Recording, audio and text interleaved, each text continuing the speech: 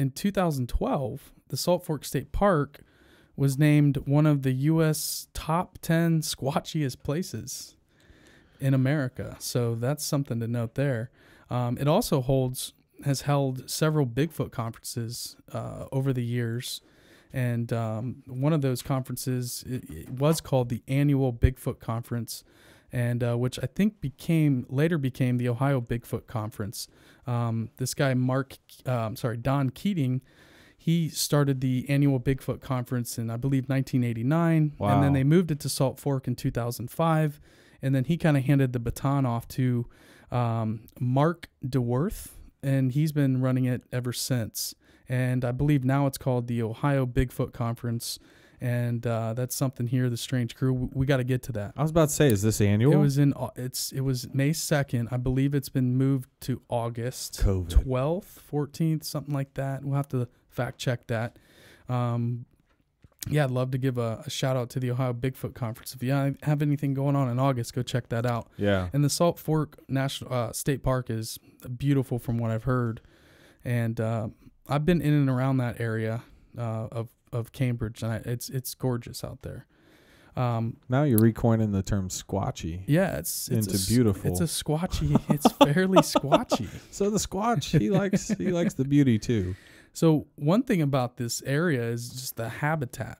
So it's the hills of the Appalachian Plateau. Yeah. So you got a lot of lakes, rivers, streams, deep ravines. You have terrain that yeah, kind of let's use the metaphor of people in the water trying to swim. Right. Would be the equivalent to if a squatch was chasing you, or if a squatch lived in this terrain, it could go across it like a 4-wheel drive. Yeah, it gets bulldozer. And people fly over state, Ohio, and so Right. people don't really know the real terrain of Ohio. Mostly is covered in forests and woods, and Right. is most of the population is in Cleveland, Columbus, Cincinnati. Yeah. And but the eastern part of Ohio is just beautiful. Forests, streams, so many state parks, wildlife. There's a population of deer.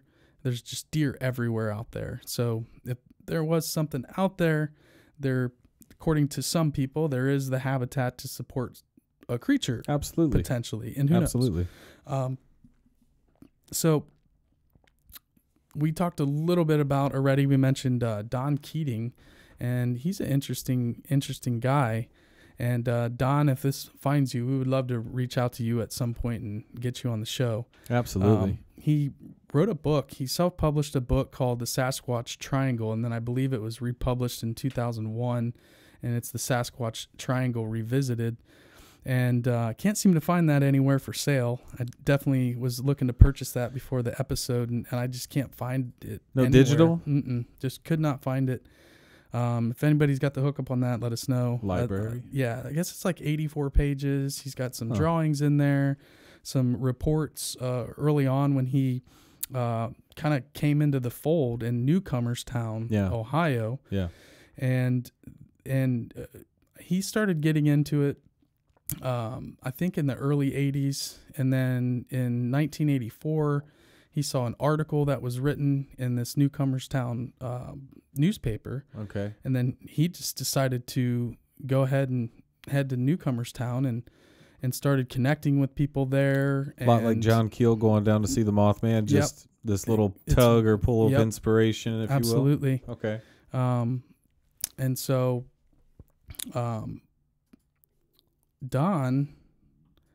was also on the History Channel show Monster Quest, which we'll get into that. Okay.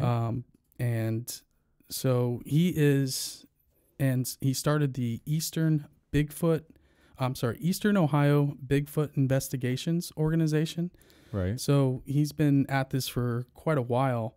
In 1985, he started having meetings in Newcomerstown and asking people if they had seen anything, seen some strange creatures, and people started coming forward.